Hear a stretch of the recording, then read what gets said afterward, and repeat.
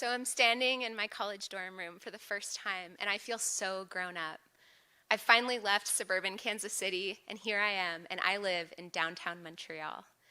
Not just Montreal, but the Royal Victoria College, it's now an all-girls dorm, but it used to be an all-women's college before women could attend McGill University. They've since fixed it, but when I was there, they actually had two mascots, the McGill Redmen and the Lady Martlets. None of us there wanted to be in the all-girls dorm at college for obvious reasons, but all of the other dorms were up this very steep and treacherous icy hill from campus, and we were very glad to not be there in the winter.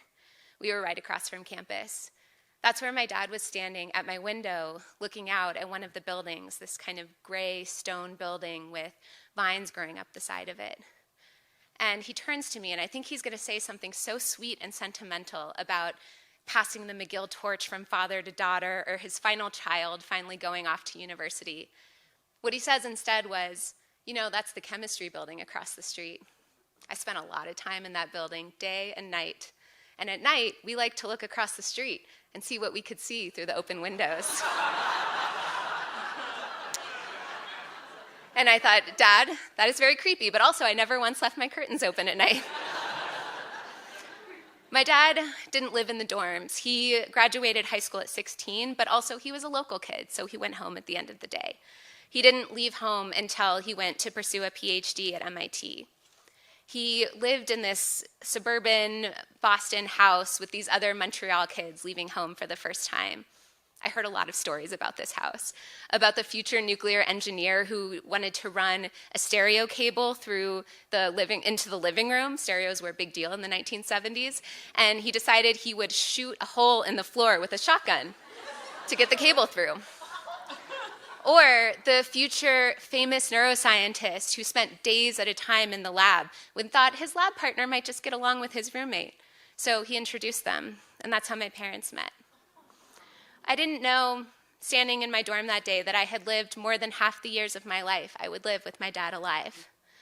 I didn't know what it would feel like to see his body stilled of breath in the midst of a global pandemic. What it would feel like just this summer to feel the weight of his ashes in my arms before I was the one to gently place them into the ocean.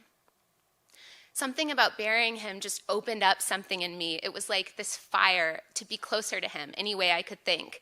So I started this epic pilgrimage where I went all the way to Victoria, British Columbia to finally meet the famous neuroscientist who I told him the reason I exist. And then I went all the way to the other side of North America, to Boston, to see this house that they had shared. So I'm driving up to the house, and I'm already feeling emotional, and I look at it, and it doesn't look like what I think it's going to look like. It's kind of stucco and square and bigger than I expected. And I'm thinking about this house when this older woman comes out of the house next door with this little dog. And I think she's starting to walk toward the house. I know myself. I want to cry with this house. I want to commune with this house. I want to take photos with this house. And I don't want the police to be part of this sacred experience that I'm having. And so I tell her why I'm there. And do you know what she says? She says, "Oh, no way. My son lives in that house. Do you want to see inside?" And before I can even answer, she's yelling up to the window, Crystal, come down. And this woman comes down, and I have not said a word, and the mother-in-law is explaining what I'm doing there. And Crystal says, "Oh, come on in. We'd love to have you." And she walks me in, and as the mother-in-law is out of earshot, she says, she invites herself into strangers' houses all the time. And so graciously, with her house in the normal state of disarray that one's house might be in on a Sunday morning when you don't expect to have company, she walks me all through her house. And she shows me every room except for the room where her daughter is still in bed. A little bit too big to be held in her arms, but just the right teenage age to have a body that's still stilled with sleep after 10 in the morning. I also get to go stand in the living room where my dad spent evening after evening listening to records, eating pizza, and smoking weed with the famous neuroscientist. Fun fact, the current dad of the house now smokes weed on the sun porch because marijuana is now legal in Massachusetts.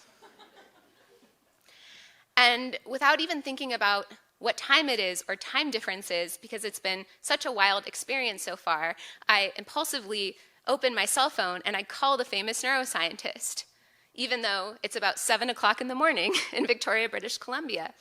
And he answers. And he describes which of the rooms in the house was the room that my dad slept in.